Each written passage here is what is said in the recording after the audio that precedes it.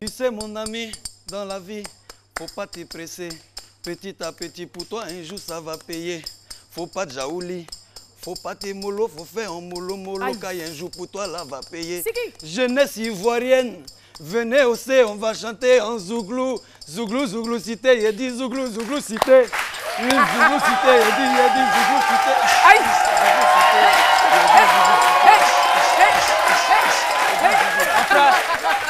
Mon frère, dans la vie, faut pas se presser. Dans la vie, oh, faut pas te presser. Comme tu l'as dit, mollo mollo, pour toi, va sortir. Mais pourquoi tu es pressé? Tu n'es pas resté là-bas, tu es venu manger dans nos zougous.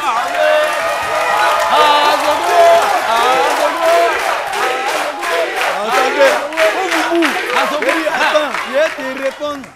Mon ami, avant d'être de l'autre côté, je suis un enfant derrière rail. À Bobo village, j'ai fini Zouglou, j'ai fini avec mon woyo. J'ai pas mangé pour toi. Si tu m'as dérangé, saké dans ton attiqué là, je vais verser dedans. Hey, Zouglou. Est-ce que vous avez le droit d'arbitrer un match, par exemple, vous êtes ivoirien? De la Côte d'Ivoire? De la Côte d'Ivoire? Non, non, non, non. Vous n'avez pas le droit? Non, non, pas le droit. Et même à la FIFA, S'il fait ça, 10 pénaltys. à la FIFA, par confédération, vous n'arbitrez rarement les matchs de votre confédération, sauf les Européens, qui sont toujours les privilégiés. Je dis, il y a par exemple Ghana, Pérou, on ne prendra pas un arbitre de la CAF, on ne prendra pas un arbitre africain, on prendra un arbitre peut-être d'Europe ou bien d'Asie.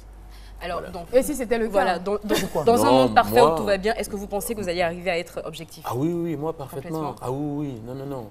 Pour moi, il n'y a même pas de... Vous allez refuser, ils nous battre les élections. Oui, mais je suis même inquiet, je me demande si inconsciemment, je ne vais pas être plus sévère même avec l'équipe de Côte d'Ivoire. Pour être sûr de ne pas faire... Voilà, à la limite, quelquefois, vous voyez. Donc c'est pour ça, en fait, qu'on évite que... Hein, c'est pas forcément qu'on va favoriser. Rester irréprochable. C'est mieux. Inconsciemment, on peut vouloir tellement montrer patte blanche que siffler en défaveur même de l'équipe de son pays. Est-ce que cette irréprochabilité a été un facteur déterminant pour être élu meilleur joueur, meilleur arbitre africain en 2011? Oui, je pense. Parce que moi, systématiquement, après chaque match, il y a toujours des choses que je me reproche, qu'il faut que j'améliore, qu'il faut que je revoie. Et pour moi, c'est un défi constant de progresser. Et progresser, c'est s'améliorer. Et des fois, vous êtes confronté aussi à des joueurs qui ont un caractère très, très difficile. Absolument, absolument. Et ça arrive souvent avec même les joueurs locaux. Hein. Mais c'est à l'arbitre d'arriver à asseoir son autorité et à montrer aux joueurs que c'est lui le chef. Alors une fois, il y a un joueur, par exemple, il avait eu une intervention, j'ai sifflé contre lui, une faute contre lui, et il voulait se plaindre. Donc, référé.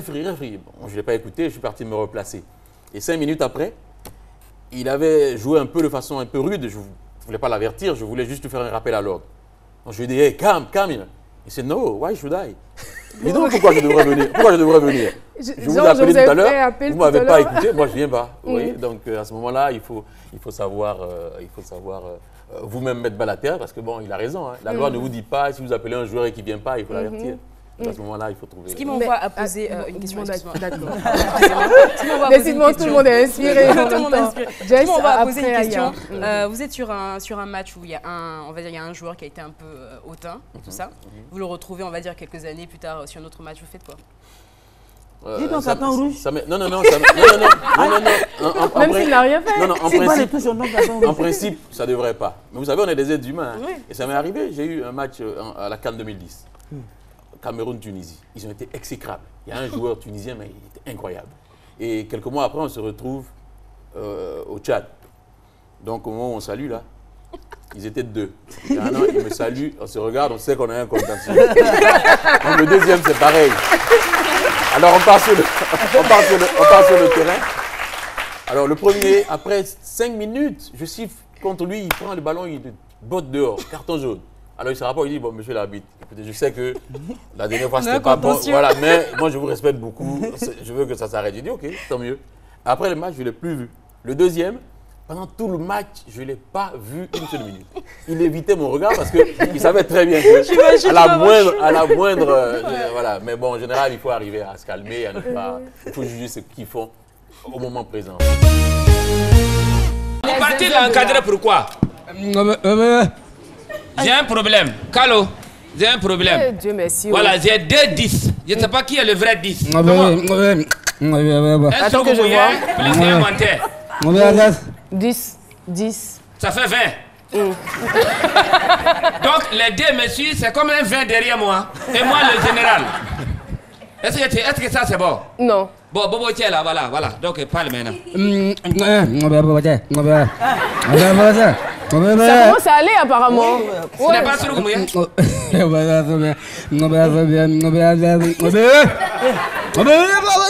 Ah, mais je suis en train de parler. En fait, le chef des mutins qui est là. Ah oui, non, c'est le Bobo qui est, pardon. Il est très nerveux. C'est le général qui a demandé à ce qu'on vienne avec des treillis. Et vous êtes trompé, on a porté de maillot. Mais pourquoi vous portez la maillot? Ah, mais on a oublié. Vous avez oublié? Oui. Vous sommes les oubliés? Oui. Les gens qui sont à Marcory là, comment on les appelle? Les oubliés là? Oubliés, ceux qui ont vendu les terrains là. Ça, c'est fil au police, c'est pas grave. C'est quel est-il? Quand vous venez faire votre truc, enlevez-moi. Est-ce que le miracle existe? Mais moi, j'ai dit que... Ah, moi, j'y crois. Non, il n'est pas mort, Parce que quelqu'un meurt, il va mourir pour revenir. Si c'est ça, là, les quartiers qui sont à proximité des cimetières allaient être très peuplés. Vous ne croyez pas au miracle de la résurrection? Franchement, mourir, revenir, vraiment... Si ça pouvait exister, moi, j'allais partir pour revenir vite aussi. Pardon. Franchement, ouais, j'allais partir pour besoin de vous. Mais c'est ça, je veux dire. C'est aussi, ça fait partie des conséquences de l'évolution, du progrès de la médecine. C'est ça aussi. Parce que les choses ont tellement évolué que les médecins... C'est-à-dire, maintenant même, on ne parle pas les choses. C'est-à-dire, demain, c'est machine qui fait tout pour voir si tu es mort ou pas. Mais machine là, c'est l'homme qui fabrique. Il y a batterie, si batterie est faible, ça a un faux résultat. Tu veux bien le dire plus tard. C'est l'évolution. L'évolution. Regardez. Je prends toujours l'exemple sur la base de nos parents au village, les mamans, quand un enfant vient au monde, la manière de secouer l'enfant comme ça. Et c'est lui qui peut dire, il va pas pleurer, oui, il va pas vivre. Attends, c'est même en fonction même du jour de ta naissance, du lieu de ta naissance, de ta coutume, tu as un petit nom fétiche déjà. Dès que tu viens au monde, on t'appelle par ce nom. Djokwao. Si tu ne réponds pas, c'est que tu es mort. Et en même temps, je lis la déception sur le visage de Jessica.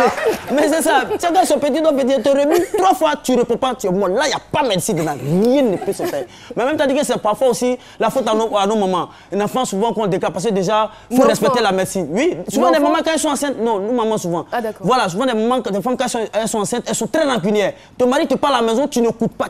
L'enfant va venir au monde, il va écouter qui? On va l'appeler, il va pas pour toi. Il va écouter quelqu'un. On va même parfois dire aux femmes, quand vous êtes enceinte, marchez un peu, parce que la femme donne vie. L'enfant, il s'inspire de ce que toi tu fais sur la terre. Donc, quand on demande aux femmes de marcher, de faire du sport, et autres, l'enfant, il est heureux dans le ventre, Mais il y en a même, l'alimentation n'est pas dit, non, vous mangez couché, l'enfant va rester couché. On vous dit, non, c'est vrai, il faut prévenir tout cela. Il y en a même, vous les jeunes filles là, arrête d'applaudir. C'est bon travail de boire bien. On vous dit que ça lave un enfant. Une femme enceinte, 9 mois de grossesse, tu es en train de boire bien. Mais cordon ombilical sera saoulé. L'enfant, attendez, l'enfant il va sortir, mais quelque chose, même s'il est président de la République, il va demander à habiter à Yopougon. Parce qu'il veut te rappeler la possession de la bière. Moi, je pense que supporter, c'est supporter.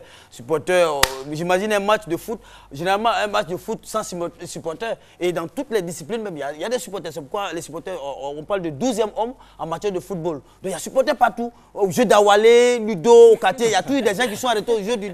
Mais c'est des supporters qui insultent beaucoup. Il faut jouer là-bas, Le supporter, c'est très important d'avoir des supporters sur le terrain. C'est très important. Le 12e joueur du match, voilà. C'est très important. Même quand vous allez voler, même à supporter, quand quelqu'un même vole ça quand même, puis il court là, ceux qui courent, voler, attraper, mon faux frère, c'est des supporters du voleur qui sont là. C'est des supporters. On a toutes les disciplines. Voilà. C'est une discipline, c'est des supporters. Donc, il faut accepter.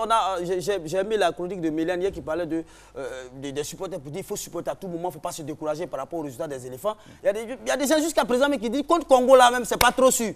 Il y a des gens qui sont pessimistes. Il faut être supporter à vie. Ils disent, on leur demande pourquoi vous dites que Côte d'Ivoire ne peut pas gagner contre le Congo. On dit non, le Congo c'est une double vengeance. C'est-à-dire non seulement nos coupés décalés sont venus faire tomber l'un Dombolo, l'un Makosa, donc ils vont se venger sur nous dans le football. Donc les gens sont pessimistes. Moi je dis, c'est pas ça des vrais supporters. Les supporters c'est ceux, voilà, c'est ceux qui sont avec l'équipe au bon moment, dans les plus mauvais. Puis les supporters, moi je pense qu'aujourd'hui, être supporter, c'est être loyal. C'est être loyal à vie. Voilà, cette loyauté éternelle là, c'est ce qu'on demande. On ne veut pas arrêter là où porter 3 maillots. Quand vous allez un peu, ils allaient un peu. Ça, c'est pas un supporter. Et aujourd'hui, moi, je pense que, voilà, des supporters, je voudrais tirer mon chapeau au CNSE, voilà, le comité national de soutien aux éléphants. Voilà, le domaine qui est encore plus. C'est pas des vauriens seulement qui vont supporter, c'est professionnalisé. Oui, mais c'est ce que les gens pensent. C'est des gens, c'est des pères de famille, des mères de famille, sont professionnalisés, c'est professionnel. Et être supporter, c'est être endurant. Voilà. C'est pourquoi je n'aime pas trop les supporters qui ont gros ventre là sur le terrain. J'aime pas trop. J'aime pas trop ça.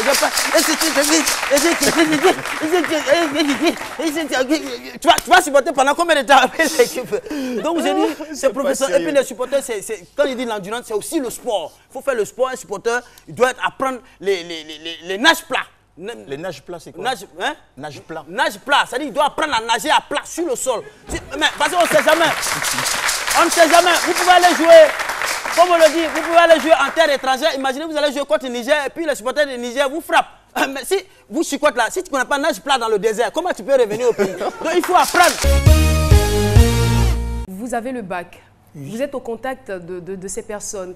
Vous ne cherchez pas du travail, vous ne cherchez pas à faire quelque chose ou peut-être une aide pour vous permettre d'aller dans une grande école ou à l'université, mais vous demeurez dans ce métier. Pourquoi? Bon, ce métier, vraiment, il est passionnant et puis il rapporte beaucoup. C'est vrai, j'essaie de faire ce que vous dites là, j'essaie de contacter d'autres pour qu'on m'aide à rentrer à l'université. Et puis bon, parce que nous, à notre époque, quand tu gagnes le bac, il faut qu'on t'oriente encore. Bon, moi, j'ai pas eu la chance de ça et puis... J'étais allé chez un oncle qui devait m'aider à faire ça. Lui m'a laissé, il est allé en voyage. Donc, quand tu es auprès de ces jeunes-là, l'argent qu'ils te donnent là, tu n'as pas besoin d'aller travailler. C'est plus que du travail.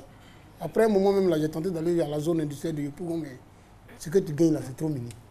Là-bas, chaque jour, tu peux gagner au moins 100 000, 150 000. Wow. C'est vraiment... Il faut être dedans pour voir. Vous gagnez 100 000, 150 000 par nuit? Non. Chaque fois, on a 3 nuits. On a vendredi, samedi et dimanche. Dans les 3 nuits, tu peux gagner 150 000. Par week-end. Par week-end. Et vous pouvez nous expliquer exactement ce que vous faites pour mériter ce salaire? Enfin, je ne parlerai même pas, cette rémunération. Non, nous sommes des parqueurs. Et puis, on est au contact des grandes personnalités. Et puis, nous, les boîtes que nous sommes devant, là, c'est des grandes, c'est pas des boîtes des pauvres. Généralement, on vous tâche de donner peut-être ces personnalités qui viennent là, comme ça, sont peut-être âgées de plus de 60 ans. Vous leur offrez des filles de 14 ans, 15 ans parfois, pour avoir quelque chose en retour. 14-15 ans, elles vont pas en boîte. C'est mineur, 14-15 ans. Oui, non, mais eux, ça, oui, ils enlèvent ça. Non, les filles même viennent. Non, les filles même, elles participent au mouvement parce qu'elles-mêmes viennent en boîte là-bas. Elles-mêmes viennent, on ne va pas les juger, elles-mêmes viennent. Les rassurés ne sont pas des mineurs. Non, il y a toutes les pointures. Hein. Vous avez le contact des filles là, voilà, on a le contact des grandes filles. Il y a une fraîchine pour vous. Voilà. Non, ça, c'est des choses qu'on faisait quand on était encore plus jeunes. On leur rendait beaucoup de services, les filles, la drogue, beaucoup de choses quand on était encore plus jeunes. Mais maintenant, on a pris de l'âge. Donc, il y a des choses qu'on ne fait plus. Mais sinon, les filles même viennent en boîte. C'est-à-dire que les vendredis, la fille même est bien sapée. Elles viennent par petits groupes, elles sont dans la boîte. Donc, quand le boss vient, il dit, mais mon petit, comment c'est comment? On n'a pas un poisson vrai pour moi. Là-bas, on appelle ça les poissons frais. Voilà, donc... Non, mais en fait, ce que vous dites, en fait, c'est-à-dire qu'on a quand même une idée assez arrêtée des personnes qui travaillent dans la nuit, justement, parce qu'on associe tout ça à tout ce qui est négatif. Et ce que vous dites là, justement, ça va conforter les gens dans cette idée-là, alors qu'il y a des personnes qui travaillent dans la nuit, mais de façon honnête, qu'ils font parce qu'ils aiment vraiment. Oui, non, on fait ça... Non, c'est un mouvement de la nuit. En fait, c'est un mouvement qui existe dans la nuit. Quand les gens vont en boîte, normalement, ceux qui vont en boîte, les riches, là, ils peuvent boire chez eux à la maison. Mais s'ils vont en boîte, c'est par rapport à tous ces mouvements aussi. Moi, je pense qu'il y a tout ça aussi, ça fait partie de la nuit. Ça embellit la nuit, c'est le côté bon de la nuit même. En tout cas, moi, ce que j'ai entendu, ce qui se raconte un peu partout, c'est que vous ne faites pas que parquer les voitures, vous venez à peine de le dire, mais vous donnez des informations. C'est-à-dire que vous êtes ceux qui font des rapports, en fait, vous rapportez. En gros, si un monsieur il a l'habitude de venir avec une jeune fille, qui est sa copine, si demain vous voyez la même jeune fille avec un garçon, vous l'appelez, vous lui dites « Allô monsieur, on vient de voir ta copine avec une jeune fille ». Non, ça c'est les... Voilà. C'est déjà arrivé ou pas? Non, c'est des choses qui sont déjà arrivées, mais c'est les plus jeunes parmi nous qui ne connaissent pas le travail. Sinon, nous, on ne fait pas ça. Parce que le boss, c'est comme mon papa, c'est comme mon ami. Je ne peux pas faire ça. En faisant ça, je garde nos relations. Au contraire, je le protège de tout ça. Il y a des dames même qui viennent, elle vient, elle garde sa voiture, elle est assise dans la voiture, elle ne descend pas. Elle attend, on lui a dit que son mari vient là. Donc elle est assise dans la voiture, elle attend son mari. Donc nous, quand on voit la voiture de son mari venir de loin, il y a plein que nous, on a participé à les mariages, donc on connaît madame, on connaît monsieur. Forcément. Voilà, donc quand on voit la voiture de monsieur venir, on court vers lui. On dit non, casse de l'autre côté, pas madame est garée là. Forcément, c'est lui qui donne les 150 Voilà. 000. Vous avez un tableau de chasse, donc vous allez sur Facebook, vous papillonnez, c'est comme ça que ça se passait, n'est-ce pas? Oui, c'est ça. Et il y a malheureusement des filles qui tombaient dans votre piège. Oui, évidemment. Vous étiez un tombeur de ces filles. Bon, quelque sorte. Malheureusement. Bon, heureusement pour moi, malheureusement pour elle, si on peut le dire.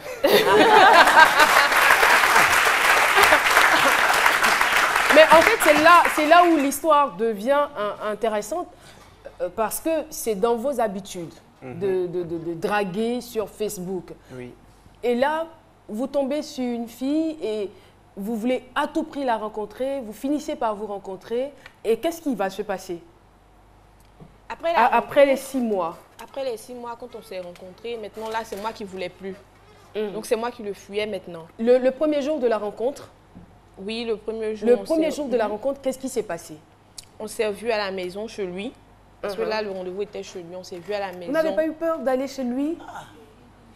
Ou il y a eu des précautions qui ont été prises avant d'y aller? Parce que c'est vrai que vous vous parlez, mais vous ne vous connaissez pas. Non. Il n'y a pas eu de précautions? La confiance était déjà installée par les écrits, Pas de confiance, parce que moi, je venais de sortir d'un truc bizarre, d'un gourmet, comme on le dit.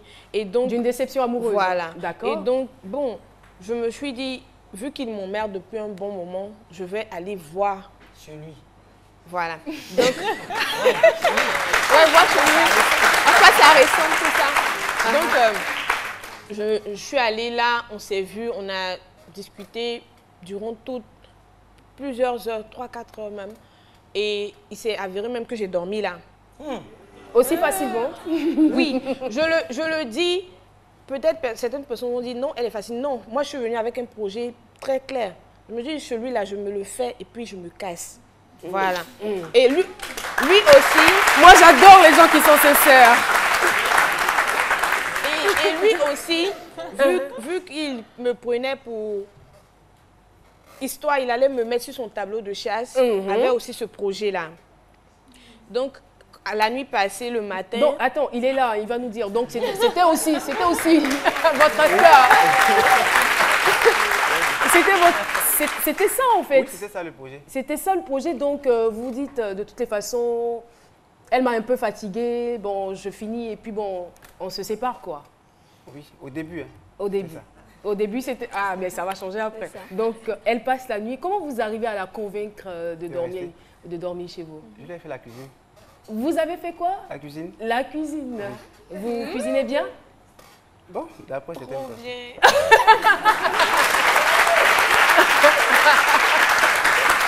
Elle dit trop bien. Et qu'est-ce que vous avez préparé ce jour-là?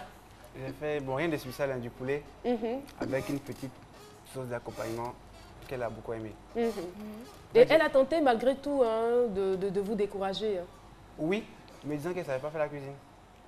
Elle ne savait rien faire, même chauffer l'eau même. Elle ne savait pas le faire. Mais est-ce que c'est vrai? Non. Ah, c'était juste pour le décourager. Ouais. Et moi, je dis à chaque fois, non, c'est pas grave si tu ne sais pas faire la cuisine, c'est pas grave, moi je vais le faire à ta place. Et après avoir mangé, je pense que l'heure est très avancée. Donc elle est très avancée. Elle me dit, non, tu ne vas pas quitter ici pour aller chez toi, il fait tard. Donc reste à la maison, je te promets, je ne te touche pas. Tu es sûr? Oui, je suis sûr. Je te fais rien, tu peux dormir. Je te promets. Je dors au salon, toi tu prends la chambre, il n'y a pas de problème. Donc c'est comme ça, elle est restée. Vous l'avez cru? Non. Ah bon? Je suis impressionnée parce que vous avez arrêté vos études en classe de CE2. Oui, c'est 3 mois de CE2. Cours élémentaire, 2e année. Vous avez juste fait 3 ans. 3 mois, pardon. Oui, 3 mois. Alors, comment est-ce que vous êtes parvenu à briguer tous ces postes alors, avec ce niveau? Vous savez, quand c'est un don inné, tu ne peux pas l'arrêter. Moi, c'est un don inné pour moi. Parce que mon papa n'était pas intellectuel. C'est un don, d'accord. Mais c'est quelqu'un qui parlait cette langue. Alors peut-être c'est son don-là qui est venu à moi. Et là, aujourd'hui, les cadres, vous m'excusez, en français, je vous bats. C'est tout. Vous parlez, moi,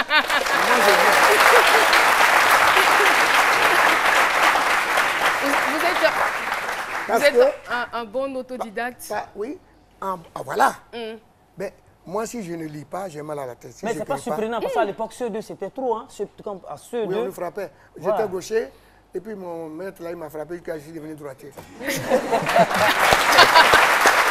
c'est donc ce qui vous a poussé à abandonner l'école? Bon, alors, mais comme il y avait aussi le virus de la musique. De la musique qui était déjà née. abandonné l'école. Mais tout c'est même à Rome. Parce que même quand on sort de là, on tourne comme ça, tu peux prendre la route de Rome. Hein. Ah, d'accord. Alors j'ai préféré, j'ai opté pour la musique. Et quand on est quitté à faire avec quelque chose Aspro Bernard, en novembre 70, je suis dans le village, à Trafla, à Dubasso, pardon. J'ai rencontré ma grand-mère pour la première fois.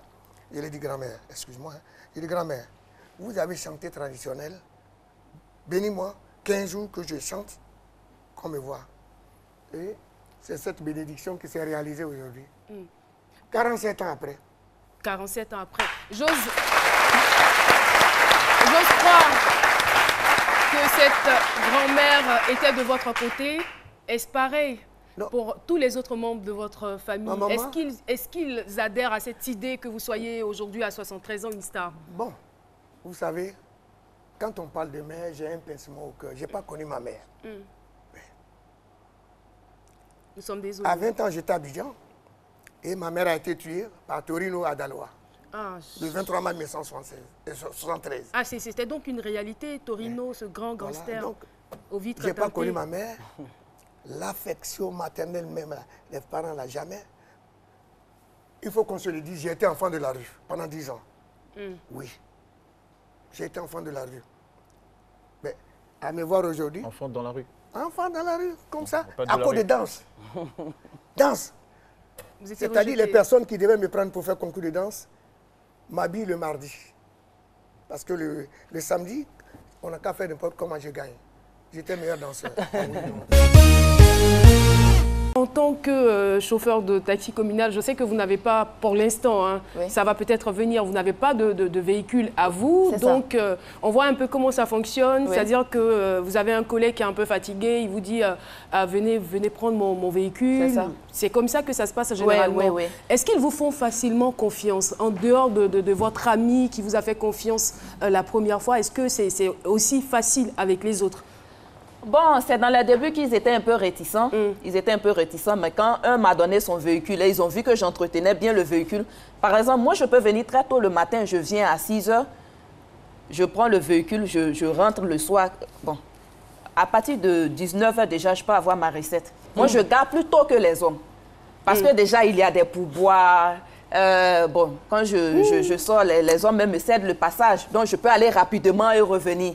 Maintenant, bon, comme vous l'avez si bien dit... Vraiment, c'est une chance que d'être femme, quoi. Non, mais franchement, parce que des pourboires... Mais je n'ai jamais entendu qu'il y avait des pourboires.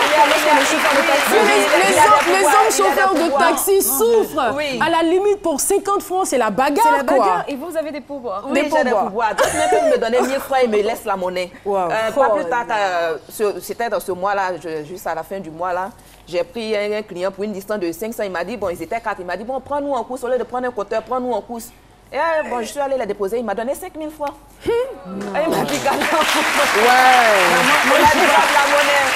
Je ne suis pas d'accord avec ça parce qu'on doit vous juger au même titre que les hommes. Pourquoi les pourboires? Donc vous ne méritez pas ce prix. Vous devez souffrir comme les hommes aussi. Voilà. Bon, je veux dire que vous voulez faire le métier d'homme au plus bon. Toujours pourboire pour vous. Pourquoi? Je veux dire que les gens déjà sont émus de voir une femme au volant. Et pour ne pas que tu restes longtemps sur le terrain ou à faire de mauvaises manœuvres, parce qu'il faut dire qu'entre nous, il y a de mauvaises manœuvres. Les hommes, eux, ils sont tout le temps en train d'aller rapidement. Ils vont venir te faire des... Vous n'allez pas rapidement? Non, moi, quand je suis au volant, j'aime rouler sur... Vous êtes très prudente. Surtout, oui, je suis très prudente au volant. Et, par exemple, dans ces jours-ci, là, je fais la ligne Orca-Déco, Siad, Sol Béni. Là, quand les chauffeurs arrivent, quand ils arrivent, ils ne font pas le rond-point. Au lieu de faire le rond-point, ils ne font pas le rond-point. Voilà. Et c'est dans ça que les policiers aussi les interpellent souvent et ils leur collent des amendes. Mais moi, quand je viens, je vais faire le rond-point. Et je pense que ça fait partie de ces valeurs qui vous ont permis quand même d'obtenir le prix d'excellence du meilleur conducteur de taxi communal le 24 novembre 2016 des mains du ministre des Transports, l'ex-ministre des Transports, M. Gaussou Touré. Eh bien, ce prix-là, je veux dire, ce n'est pas la seule qualité que vous aviez. Vous avez des qualités de courtoisie, de respect de la clientèle, d'assiduité, tout cela. Donc, ça a joué en votre faveur et vous obtenez le prix, on va dire félicitations. La seule raison pourquoi c'est du zouglou que je fais, c'est parce que le zouglou, ça procure un message. Vous comprenez? Donc moi, j'avais besoin de faire cette musique pour dire mon histoire, pour raconter que la musique ivoirienne ne s'arrête pas en Côte d'Ivoire. La musique ivoirienne doit se développer partout dans le monde. Le zouglou doit être écouté jusqu'au Pérou. Voilà. Donc je veux montrer qu'à travers le zouglou, il y a beaucoup de messages. Et ces messages doivent être entendus par tout le monde. Voilà, on ne doit pas s'arrêter ici à Abidjan. D'accord, on y reviendra certainement. C'est très intéressant. Et parlons de votre histoire. Vous étudiez, vous effectuez des études en poissonnerie. Vos parents vous emmènent en France pour étudier la poissonnerie. Et 2 mois avant les examens, vous abandonnez la poudre d'escampette, vous disparaissez. Pourquoi? Oh, vous savez, petit à petit, quand on grandit, des fois on fait des erreurs. Moi, j'ai laissé les études parce que j'ai commencé à rentrer dans des fréquentations, des vagabondages. Oui, j'ai commencé à rentrer dans la petite délinquance, dans les vols. Oui, j'ai commencé à faire des gardes à vue. Donc, il y a un moment où j'ai eu une étiquette qui n'était plus bonne. Donc, quand j'ai cherché du travail, là, je job là-bas pour chercher du travail, on ne me donne pas de travail. Quand on regarde mon dossier, on dit non, lui là, il est trop voyou, même c'est un vrai noussi, tu vois. Donc, il y a un moment où je suis obligé de développer, puisque comme je ne trouve pas de travail, je dois quand même faire quelque chose de ma vie, tu vois, je dois réaliser. Donc, comme je dois réaliser, là, il fait quoi? Dieu m'a donné quoi? Il m'a donné la chance de faire poissonnerie et puis il m'a donné la chance d'avoir une voix. Donc, c'est cette voie qui est prise et déjà, puis je développe. Moi, je veux savoir pourquoi abandonner la poissonnerie? Vous avez identifié que ce n'était pas votre truc? C'est pas que ce n'était pas mon truc. Mais quand j'ai commencé à rentrer dans mes histoires de vagabondage, j'ai plus eu la tête dessus en fait. J'ai plus mis ma tête là-dessus. J'ai vraiment cherché à développer dans la musique et puis je me suis arrêté sur ma musique. Donc, poissonnerie, là, c'est loin. Poisson est loin même. Et là, vous choisissez donc de faire le zouglou, de pratiquer la musique zouglou. Et comment est-ce que vous travaillez pour avoir le niveau que vous avez aujourd'hui? Je travaille beaucoup, j'écoute les instrus toute la journée. Je consacre ma vie à la musique. Donc, c'est beaucoup d'écriture, c'est beaucoup de consécration. Consécration. Consécration, voilà. Hein? On n'a pas même dictionnaire là. J'ai bien remarqué. Ce qui est sûr, je me consacre beaucoup à ma musique et c'est ça qui fait qu'aujourd'hui, je peux me permettre de chanter zouglou comme les petits Ivoiriens là. Voilà. Je ne sais pas si c'est un préjugé, mais généralement les Bretons ont la réputation d'être des fêtards. Bon, est-ce que c'est pas un peu dans le sang? Hein, ce qui est sûr, moi, je sais que les Bretons là, c'est les bêtés blancs. C'est les bêtés blancs? Voilà.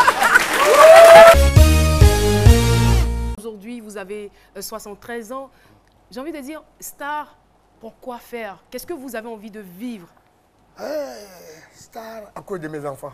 De vos enfants? Oui, parce que depuis que je suis là, je suis à Abidjan, ils ne sont pas contents. Ils veulent que j'aille m'asseoir. Ils ne sont pas contents? Ils veulent que j'aille m'asseoir à Daloa. Là-bas, à Daloa, on va faire musique. Je dis quoi? À Daloa. À Abidjan, il y a les structures. Et puis moi, j'allais m'asseoir à Daloa. Non. Je suis venu faire de la musique. Votre épouse, elle est où? Elle est à Daloa. Elle est à Daloa. Je leur ai dit que moi, je suis venu à Abidjan. Que vous m'aimez ou pas, Je m'en fous de ça. J'ai fait ma musique.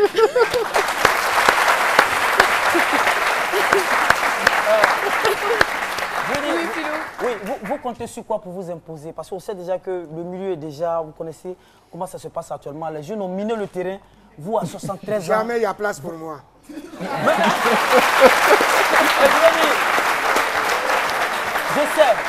Je sais qu'il y a de la place pour vous, je sais. La musique, le showbiz en Côte d'Ivoire, c'est comme un banc, il y a toujours place. Ouais. Je veux dire, vous comptez sur quelles sont vos forces? Parce que moi, je pense qu'au lieu de peut-être venir, et si ce n'est pas une perte de temps, pourquoi ne pas encourager un de vos enfants, le soutenir pour que, voilà, s'ils voulaient, ils sont là. S'ils veulent, je ne peux pas dire s'ils voulaient, s'ils veulent qu'ils me rencontrent, quand tu tables, on s'assoit. Mais moi, je n'ai pas encore terminé.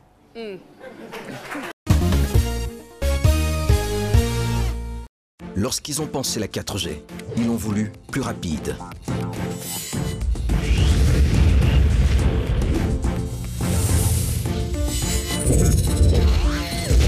Plus fluide. Mais aussi plus connecté que jamais. En fait, la 4G de Move, ils l'ont pensé pour chacun de nous. Vivons mieux, vivons connectés, vivons la 4G. Move, no limit.